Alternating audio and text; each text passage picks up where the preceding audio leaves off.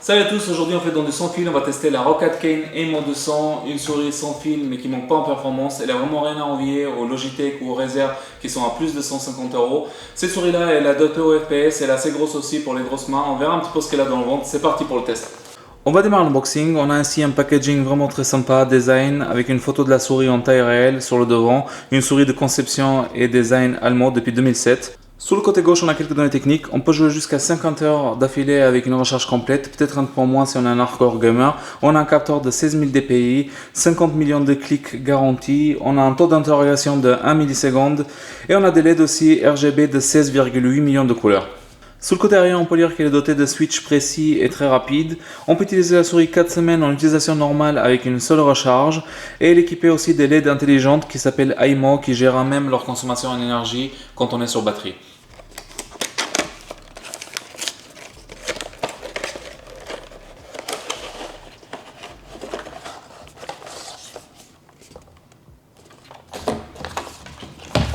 On a ici une notice d'utilisateur. La souris protégée par un plastique dur.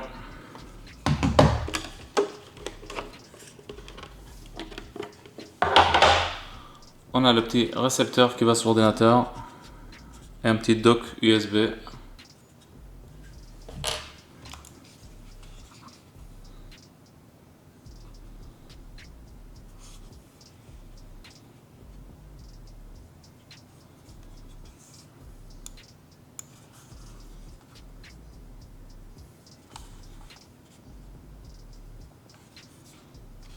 Elle est vraiment très lisse.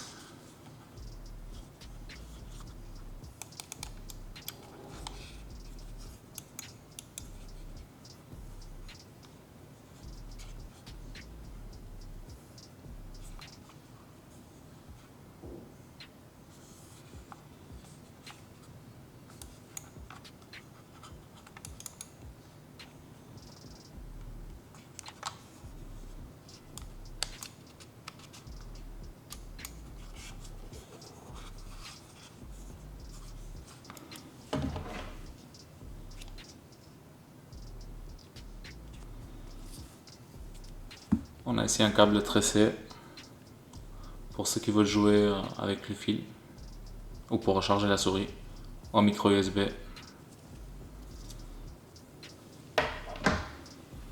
c'est tout ce qu'il y a dans la boîte. J'ai sur entre les mains, les finitions elles sont au rendez-vous, un très joli design, très arrondi, simple et efficace. Du côté gauche, elle est un peu plus surélevée, adaptée au FPS. Les plastiques ils sont de très bonne qualité, assez épais aussi, très bien collés entre eux, il n'y a pas de jeu apparent. Ils ont un revêtement très doux aussi, antidérapant. Elle ne glisse pas quand vous l'avez en main, c'est vraiment un très bon point.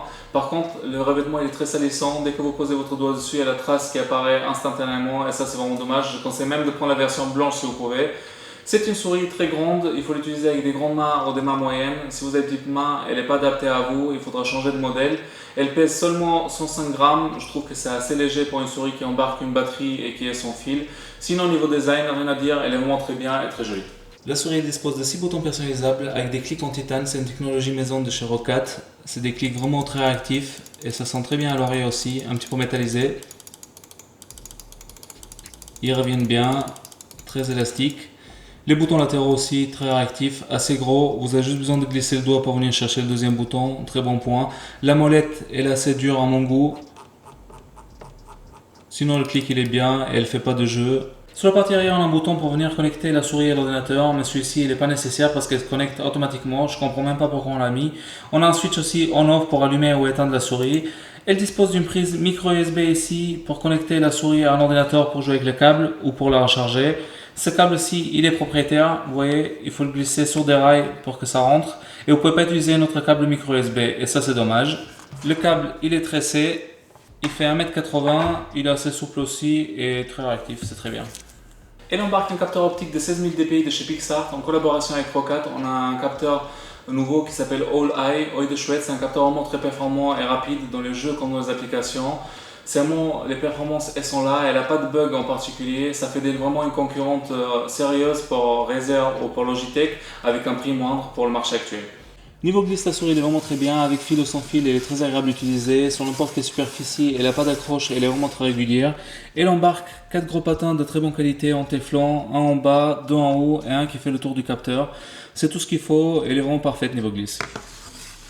Roccat, ils ont fait l'impasse au Bluetooth et ils ont choisi un petit dongle USB de 2,4 GHz pour une connexion stable et rapide, similaire à celle du filaire. Niveau autonomie, Roccat, ils annoncent 50 heures en utilisation normale. Après mes tests et une semaine d'utilisation, j'ai pu calculer à peu près 40 heures avec les LED au minimum, donc du coup on a 10 heures de moins de ce qui est annoncé. Elle est équipée de 2 LED RGB de 16,8 millions de couleurs AIMO. C'est des LED intelligentes qui gèrent même leur consommation d'énergie. Comme ça, votre batterie n'est pas vide en une heure quand vous l'utilisez sans fil. J'aurais quand même préféré un petit tour de LED sur l'arrière de la souris parce que ça c'est vraiment minimaliste. Mais après, c'est tout ce qu'on a. On va parler maintenant de l'application qui s'appelle Roccat Swarm. C'est une application très complète, elle est vraiment bien faite aussi. On a l'onglet paramètres pour régler tout ce qui est DPI. Il faut savoir que les DPI vous pouvez les régler que par tranche de 100, vous ne pouvez pas faire 150 ou 450 par exemple. On a l'onglet attribution des touches pour régler les boutons selon vos souhaits. On a l'onglet éclairage pour régler les LED RGB. Vous avez des modifications d'usine. Vous avez aussi indicateur de batterie si jamais vous êtes soucieux que votre batterie est vide en plein partie. Ici on a l'onglet paramètres avancés pour voir le statut de batterie. Ici c'est à 100%, la batterie a été rechargée il n'y a pas longtemps. On a la force du signal. Là c'est bien. Et si vous approchez encore la souris plus près, vous avez un signal excellent, mais en bien ça va très bien pour jouer, il n'y a aucun problème, aucun ralentissement. L'application elle est vraiment très intuitive et très complète, vous avez vraiment pas mal de choses à voir. Vous pouvez aussi enregistrer jusqu'à 5 profils dans la mémoire interne de la souris, ça c'est très bien pour emporter votre souris partout, dans un autre PC ou sur une console par exemple. On arrive à la fin de la vidéo, cette souris est vraiment très bien, à part qu'elle soit un peu salissante, elle n'a pas à rougir face à la concurrence de chez Razer ou de chez Logitech, avec leur souris à plus de 130 euros. Celle-ci elle se trouve actuellement à moins de 70 euros, elle a des performances et une qualité de fabrication similaire, donc ça fait bien réfléchir. Si vous aimez la vidéo, n'hésitez pas à liker et vous abonner à la chaîne, et à très bientôt pour une nouvelle vidéo sur Tech.